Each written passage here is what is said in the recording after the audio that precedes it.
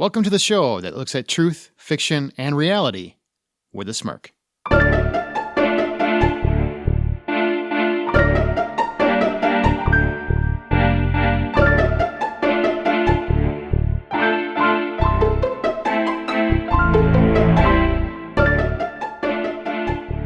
I'm Aaron Peterson. I'm Amanda Sink. And I'm Zach Parkerson. And welcome to Smirk. Each week, one of our hosts introduces an original story, which we then use as springboard for a spirited discussion on whatever the moral or theme of their story is. Zach, it's your turn. It is my turn, and as the holidays are approaching, I decided let's make it a little more positive. What? What is going on? Oh, yeah. What are we going to talk? I mean, you can't tell me yet, but... Yeah, spoilers, my dude. Does it mean it's a theme? Is it a holiday theme? Are you stealing my thunder a little bit? Oh, yeah. I mean, so it's all of our show, right? So True. I'm going to take this bad boy off the rails. There's going to be some rhyming happening here in a minute. What? Are we getting like a Krampus DMX crossover? I don't really... I think you should. Krampus gonna give it to you? Is it a rap? Krampus gonna give it to you? Don't rap ever. Krampus gonna give it to you. Just he gonna give up. it to you. I was gonna say X gonna give it to you. You're like Sesame Street. I mean, DMX is the greatest lyricist of our time, but no, I wasn't planning on rapping. You're not wrong there. I'm very disappointed. I am disappointed as well. He's a legend. He is a legend. He's a legend. Especially in his own mind. Absolutely. Yeah, remember that one time we tried to get drugs over the border in his kid's backpack or whatever? That was pretty sweet. That's pretty dope. Respect. Literally, that was pretty dope. Yeah, dope. All right. See what you did there. I'm excited, man. I'm excited. So whenever you're ready, let's hear it. I'm a little nervous. I'm not a poet by nature, so. Is it like a full blown poem? Easy. Yeah, it's a poem. We said stuff was gonna rhyme. I didn't know it was a full blown poem. Oh yeah, man, it's AABB. Last week I don't know if you guys listened to the episode the week before, but I did a poem. Roses are red, violets are blue. I mean, I just kind of made Nope. Okay. Right. Something about getting up into you. Is that right? You know what? He's gonna do it. Was you? It was a lot classier than what you guys are making it sound like, but it was art. Is what it was. No, you sound like something Sean from Psych would use as a poem. That's the greatest compliment you could ever give him. Wonderful compliment. Yeah. It's like one of my favorite shows of all time. Yeah, I realized that after I said it. And I was like, no. All right, take it away, man. Let's hear your rhymes. Yeah, pressure's on. Gather around the campfire or the fireplace. It's time for a story. What just happened?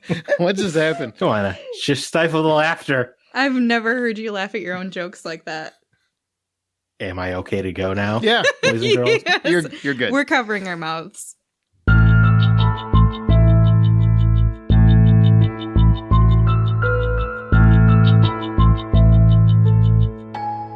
This Christmas was white, so perfect for Mary, and the house was big, hosted by our rich Uncle Barry.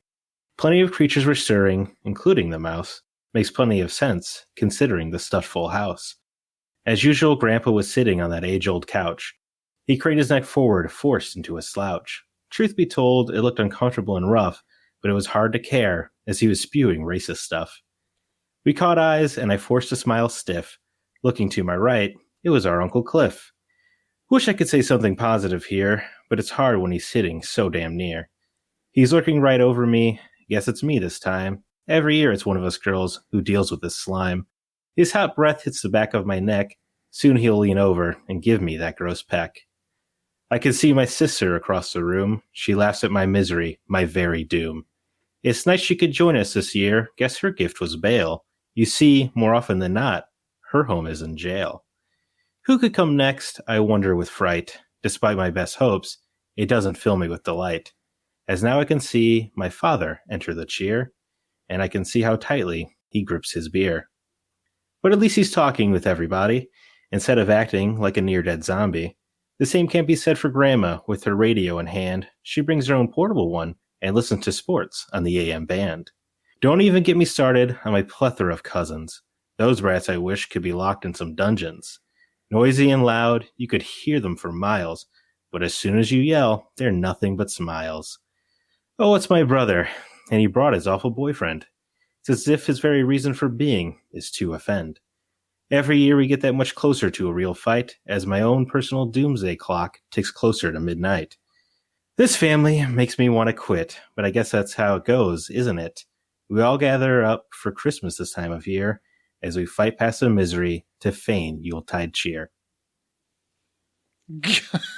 I don't know if I should be like impressed that you did a whole poem or like really sad that you made it the most miserable Christmas experience ever. That was the most well-rhymed, savagely dark freaking Christmas poem I've heard in a long time. Where was the joy? I thought you were making it positive. Hey, it's his poem. There was I tricked you, you see. Yeah. We got all excited. I had mistletoe ready and everything. I'm like, I don't want to make out with nobody now. I was jingle belling. Yeah. Now I'm not doing anything. Perfect. That's what I wanted. Well, that was a dark Christmas turn. Ho, ho, ho. If you say so. Now I have a machine gun. See, he gets it. So, what do you think the moral of the story is? Even in the holidays, families suck. That's what I got. No, that's pretty close to what I've written. No, legitimately, I think it is. Even around the holidays, not everybody has a family that is as cheery as you would like. Amanda. Honestly, maybe just something about how the holidays are, I don't know. Like, one hand, I want to say that the holidays suck. And on the other hand, I want to say that the holidays are the only thing that brings people together, a family together. I don't know. Oh, wow. Positive spin. So what is the moral or theme? I wrote, the holidays are made by the people you bring. That is fair. A lot gets lost this time of year where people, because we have, great families that we spend time with, or we might have good families, or maybe we have awful one. I don't know. But we forget about the people that don't have either anyone or many people or good families to spend time with. So yeah. Before we dig too deep, I just wanted to ask, what do the holidays mean for you? Oh, boy. Wow. Okay. They're that good, huh? Well, that felt like a deep question. Amanda, what you go? Well, okay. So I guess like, what do I like out of the holidays? Or what do they mean? What does a holiday mean? I think mean to me. That's what I asked you. Okay. Thanks so much. I'm just gonna keep reasserting what I've already said. It's a really hard question because each holiday means something different to me. I think all three of us celebrate Christmas, right? So I think you can be specific to Christmas. So I guess Christmas is mostly about trying to rekindle with my family. See, Thanksgiving, we have some rekindling, but then not everybody's there. But Christmas is usually the time that everybody makes the concerted effort to get together for that one day. And it's usually the time when we spend time doing things together that we don't ever take the time to do throughout the rest of the year. Whether it's making sure we all watch a movie together, or we have breakfast together, or we play a game together, like just doing something together. And it doesn't matter what it is as long as we are doing something together. And I know there's a lot of people who kind of get tired of the holidays, or, years of doing holidays starts to wear on people and they lose some of that joy for Christmas.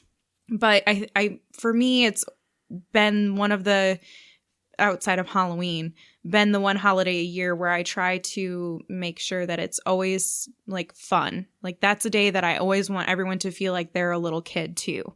So whether you're making something as like a little gift to give to someone to make them smile, or you do something for someone else, or it's just spending time with somebody and making them laugh, like, I think that's what the holidays are. It's just a time where we can kind of go back to easier times in childhood. Even if our childhood wasn't easy, you could always rely on somebody trying to make your Christmas day nice, even if it wasn't your family. Holidays are just a time for family. It should be every day, all year, all week, all whatever, blah, blah, blah, blah. But we've all got lives. We're all busy. We all have hobbies. We all have interests. We all have podcasts. We have, whatever we have going on. Holidays are the time when you make time to spend with the people that care most about you, as well as you care most about. Literally, we all have podcasts. That's what I look at. I mean, but do you care about them if you just see them once a year? Yeah, absolutely. Yep. It's good.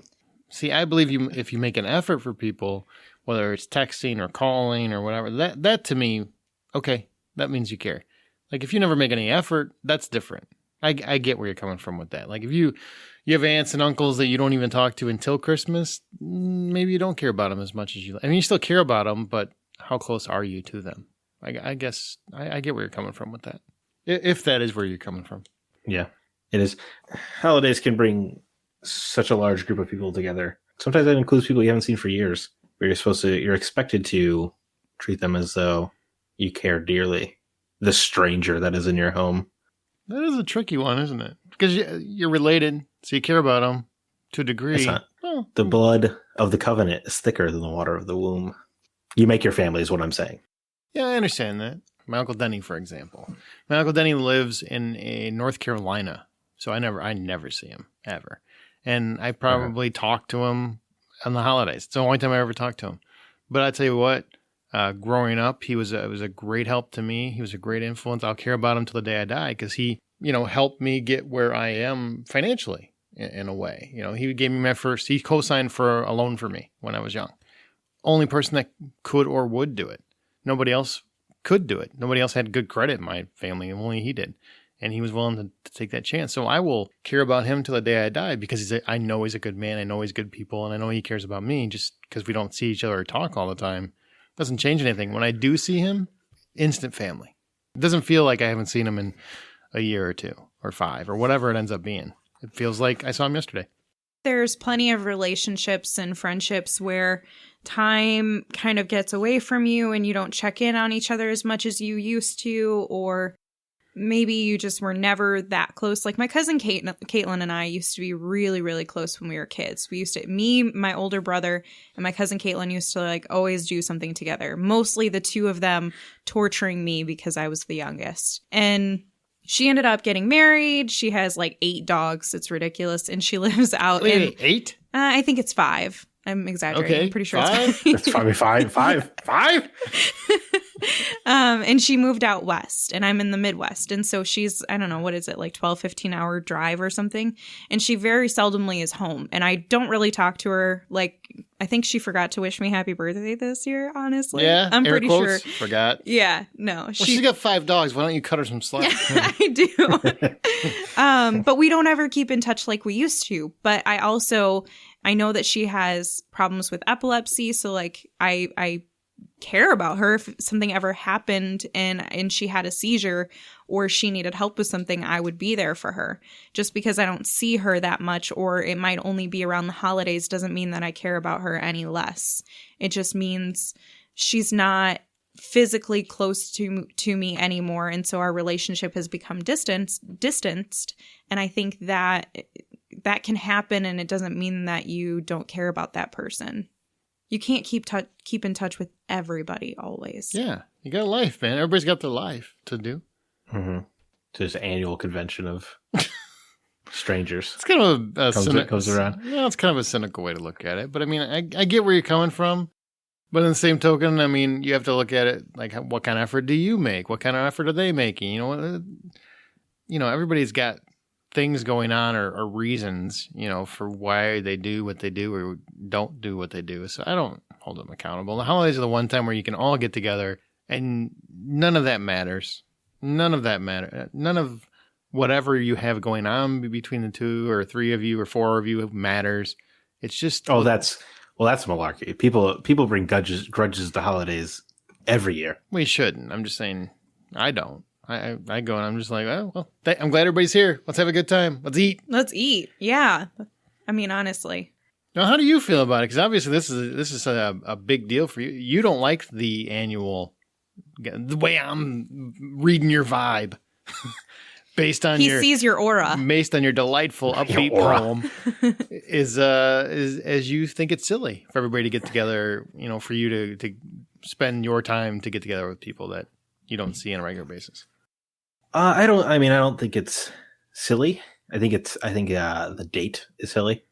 Well, the holidays specifically, I think it's very arbitrary. I understand that America is built on Christianity, right? So that's the day that it landed on, and that's the day that's marketed and all that stuff. And let's say most people have off jobs, but people in your family that work retail or service don't. That's fair. The date, I guess, bothers me. But it doesn't necessarily, it doesn't offend me that people want to get together. And I like most of the people in my family personally. And it's fun to chat with them and catch up. But, you talk so infrequently to these people that they feel like, friends or old college or high school buddies or something. Not like what you see as traditional family. I could see that. I mean, the holidays they're a tricky thing because you do, to a degree, it's almost like we're forced. I mean, you feel obligated. There's an obligation. There is an obligation. Yeah. Yeah. It's an unspoken obligation. And if you don't go, you're the one a-hole that is ruining it for everybody. Oh, we couldn't come again this year, huh? You're too busy with your frickin' life. And that's not fair. That's not fair because you don't know what the other person is doing or going through or trying to, accomplish. Now, you find out later, like they check in at the mall or they check in at the AMC because they had to run out and see Aquaman on opening day. Oh, that's a little different. It looks tremendous. That's a little different. But yeah, I mean, if they have to work service, they can't always, if they live far away, if they, have things going on, maybe they have health problems, maybe they have family, their immediate family that's having health problems, they have to go to their wives. Yeah, that one comes up a lot where when you have people that are married and their family's having stuff at the same time, and then, it's where do they go? And so they have to pick one, and then the other family is ultimately always offended or hurt by it. Mm-hmm. That kind of stuff is silly. And it's sad when that kind of stuff comes up because it's your choice. Maybe come or don't come. I mean, you gotta do you, but it shouldn't affect your holiday. You should still enjoy it. It's tricky. Family's tricky, no matter what time of year it is. Family is a tricky concept. True. So how do you feel about the whole gathering? Because you wrote this poem. So I kind of want to know, what you don't like the date. How do you feel about things like this, like holiday gatherings where people, or would you rather just, hey, let's find a day where we can all get together for no reason? That would be cool. That would be super cool. I've never seen a family do that in the history of ever. So that is such an entirely foreign concept. I mean, it is tough because families are spread out. Mm-hmm. The idea of the weekly dinner of grandma and grandpa comes over and and all your uncles come over or whatever, like a weekly dinner or something is a concept that I do love in theory. So I do like the gathering of family. Annualized thing is, I mean, I don't know, it's not offensive. It's just there's so much stress that goes into the holidays. That's true. We all do get really stressed out about it. Who here? Raise your hand. Raise your voice if you get stressed out about the holidays. Yes. That's a bad radio. It's bad radio. The only thing I get stressed about is presents. Really? Well, people love to say that, it's not about the gifts. It's about family coming together. Mm-hmm. And yet there is 100% the expectation of gifts. So how important are the gifts? To me or to other people? Like in general, because I feel like I personally could do no gifts at all. And nobody gives anybody gifts at all. You just come around, you look at the pretty tree, you watch Die Hard or Lethal Weapon. Mm-hmm. Yeah, that's what I'm talking about. And yeah, you just hang out, you chat. So maybe that's part of the annualization thing is I feel like people love to say the gifts aren't important, and yet the gifts are required. No, I absolutely agree with what you are saying, and 100% would be cool with getting away from that because I do think I would prefer, but your whole family has to come to that agreement. Otherwise it becomes weird. Everybody agrees, you know what? We 100% cap out. You don't spend more than $20 or $25 or something like that, or you make it. But whatever it is, you can't be anything I want. It can't be anything I want to get. It has to be something you buy for me. You go to a store or you make it or you find it somewhere randomly, throughout the year. And that's your gift. You get one gift, but it can't be something I want. It has to be something that you think you saw and thought of me and then you bought. That I would love to do something like that. I mean, not having presents, that's fine too. I do think there's something fun about presents and magical in a way, even though I agree with you, the meaning's been lost a little bit. But I would love to do something like that where it's small but meaningful. Yeah, I like presents that are meaningful. I like giving presents that are meaningful. I like trying to craft something together that I think somebody will, even if it looks really crappy, they'll be like, oh, it was sweet that she tried to put the effort in to make that. Sounds like pity. Maybe. It's cute that she tried. Yeah. She's such a special one. She's touched. It's It's nice that you let him out of the house every now and again. But I like Does those. she bump into walls a lot? I like those meaningful gifts, or even ones Aaron referenced, where you'll find something along the way throughout the year and you're like, oh, this reminds me of this person. They would really like this, and I'll get that for them. But I don't have any issue with having like a spending limit, or even doing it like a Secret Santa thing. So you're only buying a gift for one person, and that could help the situation too. But I wouldn't say that the holiday is about gifts, because it's definitely not about gifts. But I would say that there is something that's special about doing some sort of an exchange for Christmas. Like that was it. I think it's just, you don't think it's devolved into that though? I mean, for some people, but for me, it's not like, what am I going to get this year? It's more about, what am I going to get somebody else? That's what it should be. Like, what am I going to give? But I see where he's coming from. The majority of people I see, like, they are so stressed out about what they're buying or getting. That's not the magic of Christmas or gift giving. You shouldn't have to stress about the actual, like, you shouldn't put yourself in a situation where you're going to go broke because you're trying to buy Christmas gifts for everyone. You should do what's within your means, or just make something. Like, even if you just make an ornament, I feel like or write a letter. Like, just write something nice to somebody to be in the spirit of trying to make somebody smile with something. It doesn't have to be a store-bought gift. I prefer gifts that are like crafted, or somebody thought of and was like, you know what, this would mean something to her. I mean, that's cute in theory, but you don't think, in the back of the mind, the person who got the letter after they dropped $150 on you isn't thinking, boy, I sure did spend $150 and got a letter. But isn't that their problem though? Because, I mean, yes, it is their problem, but there's no way you're not thinking about that yourself and stressing over the fact that, like, oh man, they got me this sweet computer. I got them a letter. I did not get the expectations correct on this. I'll be honest, that never bothers me. Never bothers me. And to be perfectly honest, look, I'm a parent, so I've always spent more on my kids than they've ever spent on me, and probably will never come close. I never once think, well, you sons of bitches, why don't you pony up and get close to what I spend on you? That doesn't come up to me. and I'll buy things for people, and I actually buy for, like, close friends. I'll go and get them a little something, and we don't exchange presents. I just buy them because it's the holiday and I want to buy them something. They don't buy me anything, and it doesn't bother me at all. It should never be about what you get. It should always be about you wanting to do that for someone else to brighten their day. I live behind that belief, and I 100% celebrate it. Damn it. There's something special about the gift exchange that takes us back to childhood. Even if your parents had no money or they couldn't afford Christmas, they somehow, even if they went into your room and I'm pretty sure my mom did this at one point, rewrapped something that you definitely already owned before because you were like, they were struggling. That's cold-blooded. Yeah, your mom's a con woman. That's cold-blooded. No. Or they did something that was special for them. What do you think about that sweet car I bought you? I'm pretty sure I drove it over here, Ma. No, that's new. You were asleep for a while. You must have hit your head. I don't know what happened. But those sorts of things, I'm just kidding. I don't know if she's ever done that. But those sorts of things, like, parents have always made sure that there was something to make that day magical. And it wasn't necessarily about what you're actually going to get inside that box or that wrapping paper. It's just about you coming together and equally trying to do something to make the other person smile. For parents, a lot of times them getting something for their children, maybe they didn't get stuff when they were growing up, and they didn't really have a Christmas, that makes that parent smile to be able to give a Christmas to their kids.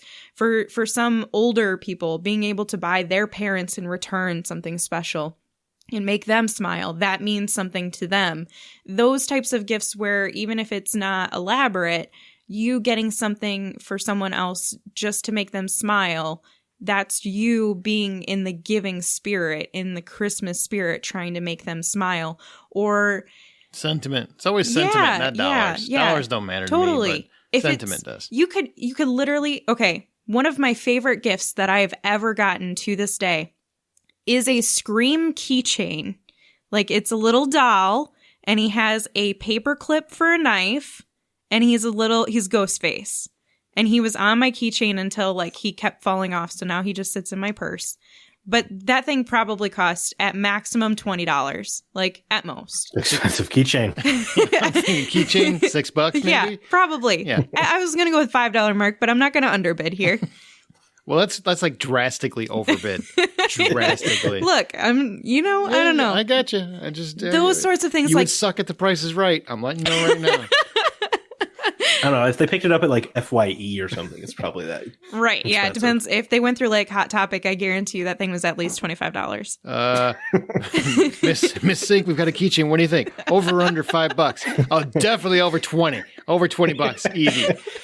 It's a key. You want to try again? Keychain? Nope, $20, easy. I'm 100% sold, sir. Yeah, I probably would suck at that. But those sorts of things, like that's something that I would never have bought for myself. But when I got it, I was instantly in love with it because I was like, this is something that I want to keep around forever. He has a paperclip knife. Like it's folded into a knife and it's the cutest thing ever. Like I know I'm saying that about a serial killer, but so it's just those sorts Charles of things. Manson was cute. Okay, all right. Well, that went to a weird place. At least mine was fictional. All right, what else you got then? I know. I do like finding something that someone will enjoy. Sure, like that's cool to do. Absolutely. But I don't know. Yeah, I don't know. I feel like there's just so much pressure and gift giving. Easy. You know what? I Can't handle it. find something that, don't go crazy. Don't spend a lot of money. Find something where you see it and that immediately makes you think of someone. Those are the gifts that's when I buy that gift because I'm like, that person's going to love that. That person's going to love that. I'm going to buy a cousin some trash bags. I just feel like that's what I think of you. I don't think you should do that. You said get a gift that makes you immediately think of somebody. You know what? You're garbage. you do you. You belong in here. Every gift I buy, it's something that I thought of somebody when I bought it. Like that gift made me think. I mean, there's always a couple things that you get because they want it or they need it. You always ask for that. But I always buy something that makes me think of that person that I'm buying it for. Always. I even if that's the only thing I buy them, like there has to be at least one gift where it makes me think of them, or I won't buy them anything. Good. Yeah. What else you got? Is that it?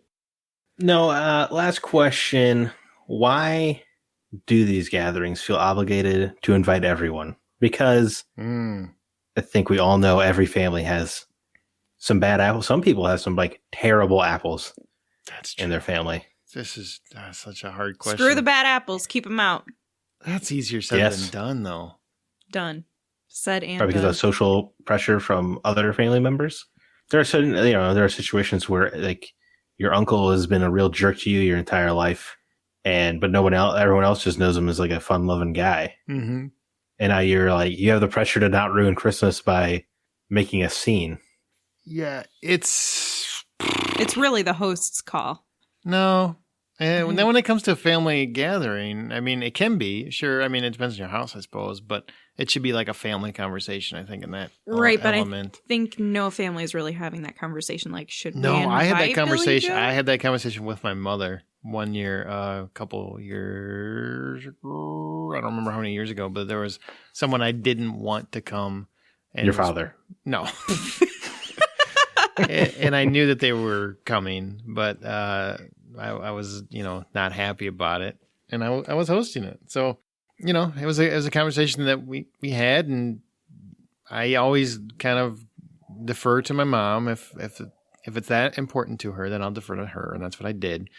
But I didn't like it, and I understand exactly where Zach's coming from on that one, because I was the whole time going, man, or woman, I'm being broad, man or woman, just leave. Like, you don't want to be here. You don't seem like you want to be here. Nobody else is enjoying your company. Just go. It's one of those things, and it's very uncomfortable for everybody. Yeah. The bigger problem is not necessarily when it's someone that everyone doesn't like. It's when one person and this, when two individuals don't get along with each other, but everybody else gets it along with those two. Because then it's just awkward. It's like a bad breakup. Like, nobody wants to pick sides, but everyone's just awkwardly sitting there not picking a side. And you ever been at a Christmas where two people are getting divorced? I was at a friend's Christmas where they were. Sound like Oh, it was awful. I would find any excuse to get out of that. It was awful because they were getting divorced. They elected to tell people at this holiday dinner that they had invited me to, which I'm like, I never want to be part of this again. I mean, and we're not actually, I can't remember the last time I talked to him. So it's been a long time. That party, that divorce party. Yeah, it might be. I was really, really irritated that it was, I'm sure it was like for moral support or something like that. Okay. But tell me that ahead of time. I didn't know anything about it. And it was the most uncomfortable 2 hours I have spent around people. And I don't get uncomfortable. I'm just like, I'll make fun of everybody and I'll be fine. That was very uncomfortable. I just wanted to leave so bad. I just wanted to leave. But everybody was trying to be nice to the husband because it was the wife's family. They were trying to be nice to him, but they also wanted to bounce him off the porch. So it was like this weird combination. Did they divulge why they were getting divorced too? Well, no, of course, family does what family does. Well, you sure you guys ain't gonna, if you tried to work it out, you talk to people? No, we just decided on the way over here, It was an impulsive decision. Yeah. Bobby wouldn't let me have any more cheesy potatoes, and I said, I'm done. I'm done with you and your greed. I can't have it anymore. Give me the potatoes. Cheesy potatoes are bust. Yeah. And I tried, because the way my brain works is I try to defer to jokes. So I'm like, oh God, no. Yeah. And my humor wasn't working. You can't make jokes about divorce at Christmas. Sure you can. I was trying, but they didn't think they were funny. Because of course somebody did. Have you tried to make this work? Have you gone to counseling? It was almost like The Ref. It was like a scene from The Ref. And I'm just like, I'm like, no, they decided on the way over here. They were talking about it in the car. And nobody laughed. They think it was funny. And then something came up like, what are you going to do with the kids? And I'm like, I heard they were going to sell them. I don't know about what you guys heard. That's good. See, no, yeah, you're doing the Lord's work. Didn't work, though. Didn't work. Oh, wow. I was going to say you should have just hit on one of them in an extremely over-the-top fashion. The husband. The husband especially. Yeah, for sure. Yeah. Either one. Yeah. Just escalate the uncomfortableness. Yeah. They had an affair with you. They each had an affair with you. I'd be single. One of you guys would work out with me. You know what I'm saying? Oh, boy. What else we got? No, you're right. You're right that it is tricky as a whole family. I think I might be approaching a point where I'm okay just causing a scene. Ooh. Yeah, good. Hey. So I think that's okay. I don't think I could do that. I mean, really, my mom, I wouldn't want to make her feel uncomfortable. I really care about that. I'm okay I know. with it. You're like, I will make her feel horrible. It's fine. She will walk it off. There's so much indirectness in life that I'm starting to value being direct with people, no matter the outcome. I respect that. And it's not always working out, but it's the cat's meow, so to speak. It works out well.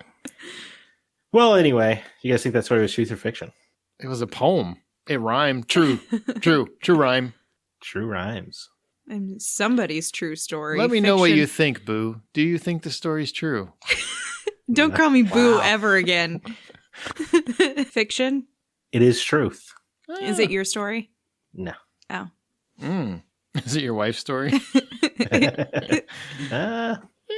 Maybe. All right. That's interesting. True, huh?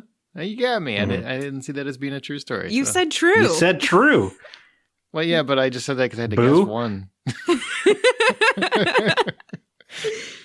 Are we back on the ghost stories again? I wasn't sold. All right. So what's the title of your tale? Yuletide Cheer. That's great. Good title. Yeah, like that. Well, as our show goes, we will occasionally pick listener stories to read and discuss in Smirk. If you'd like to have yours read, email it to mystory@smirkpodcast.com. Join the conversation by joining our Facebook group. Follow us on Twitter @SmirkPodcast. And please use the show's hashtag Smirk. And also share the episode with your friends if you could. We're trying to grow the show still. It's the first year. We got a good 50-some episodes in the bank, as the kids say. I don't know. Yep, that's what they say. Okay, thank goodness. And we got to get the word out. And you guys are our best line of defense. So if you could leave us a review on Apple Podcasts or whatever you use, as well as share the show on whatever social media outlets you use. Reddit is great. Share it there. Share it on Twitter, Facebook, whatever. And hey, if you do a review for us, send us a little message or tweet us or something and let us know, and we'll give you a little shout out on the show. Absolutely. Yeah, absolutely. Say thank you. All right. As you write your own life story, always remember to tell it with a holiday smirk.